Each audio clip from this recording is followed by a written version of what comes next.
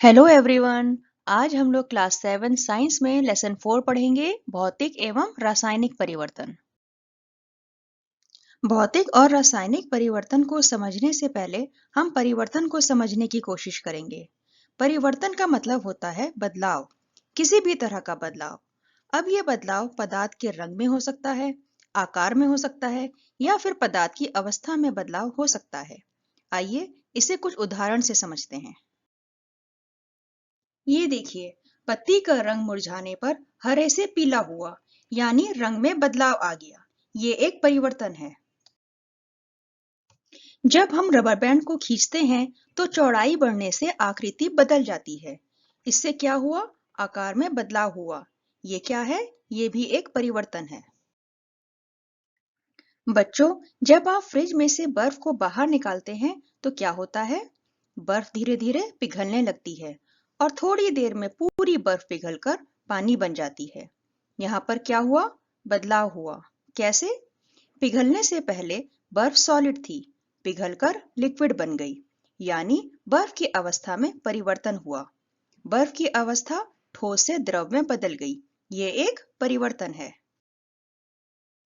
ऐसे ही बच्चों, बरसात के दिनों में आपने नोटिस किया होगा, बासी ब्रेड में फफूंदी लग जाती है, जिससे ब्रेड खराब हो जाती है, क्योंकि उसमें गंध आती है और उसका टेस्ट खराब हो जाता है। ये भी एक परिवर्तन है। ऐसे ही कागज को जब जलाते हैं तो वह राख में बदल जाता है। बच्चों, आप लोगों ने देखा होगा कि ऊनी कपड़ों को कीड़े लगने से बचाने के लिए हम उनमें नेपथलीन की गोलियां रखते हैं। जब हम नेक्स्ट सीजन में ऊनी कपड़ों को निकालते हैं तो देखते हैं कि ये गोलियां आकार में बहुत छोटी हो जाती हैं या फिर गायब हो जाती हैं। परिवर्तन के कारण ही नेपथलीन की गोलियां, जो कि ठोस थी, गैस में बदल जाती हैं। ऐसे पदार्थ जो ठोस अवस्था से सीधे गैसीय अवस्था में बदल जाते हैं, ऊर्ध्वपातन पदार्थ कहलाते हैं। जब हम पानी में शक्कर घोलते हैं तो शरबत बनता है। शक्कर का विलयन बनना एक परिवर्तन है। इसी तरह से दूध से दही का जमना भी एक परिवर्तन है। अब ये परिवर्तन दो तरह के होते हैं। पहला भौतिक परिवर्तन और दूसरा रासायनिक परिवर्तन। अब ये परिवर्तन भौतिक है या रासायनिक, इसको जानने के लिए हमें परिवर्तन से पहले और परिवर्तन के बाद की स्थिति को जानना जरूरी होता है। भौतिक परिवर्तन में पदार्थ का रूप बदल जाता है, लेकिन कोई नया पदार्थ नहीं बनता। भौतिक परिवर्तन के पश्चात पदार्थ की पूर्व स्थिति पुनः प्राप्त की जा सकती है। आइए इसे हम एक टेबल से समझते हैं। ये देखिए, जब हम मोम को ऊष्मा यानी गर्म करते हैं तो वह पिघल जाता है, यानी ठोस से द्रव अवस्था में परिवर्तन होता है। और जब हम परिवर्तनकारी कारक यानी ऊष्मा को हटा लेते हैं तो ये पिघला हुआ मोम वापस ठोस अवस्था में बदल जाता है, यानी मोम अपनी पूर्व अवस्था में वापस आ जाता है।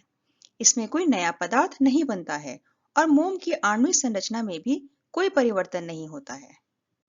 बच्चों, आपने देखा होगा कि जब आप पानी को फ्रीजर में रखते हैं तो वह बर्फ में बदल जाता है, यानी द्रव से ठोस अवस्था में परिवर्तन होता है।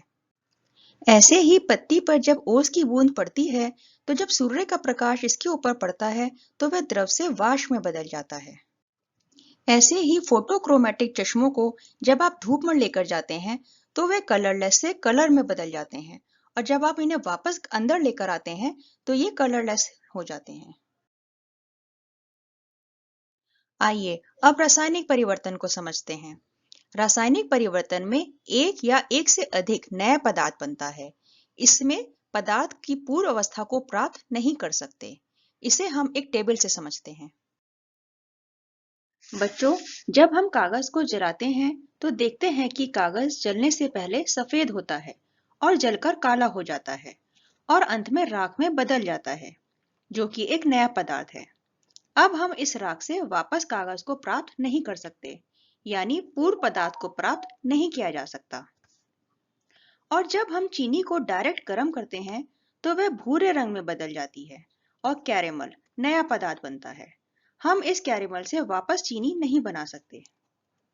ऐसे ही स्टार्च में आयोडीन सॉल्यूशन मिलाने पर वह सफेद से नीला हो जाता है। और हल्दी जब साबुन के संपर्क में आती है तो वह पीले रंग से लाल रंग में बदल जाती है। बच्चों, नेक्स्ट पार्ट में हम भौतिक और रासायनिक परिवर्तनों को और अधिक उदाहरणों के साथ समझेंगे। अगर आप लोगों को ये वीडियो अच्छी लगी है तो इसको लाइक करें और चैनल को सब्सक्राइब करें। Thank you.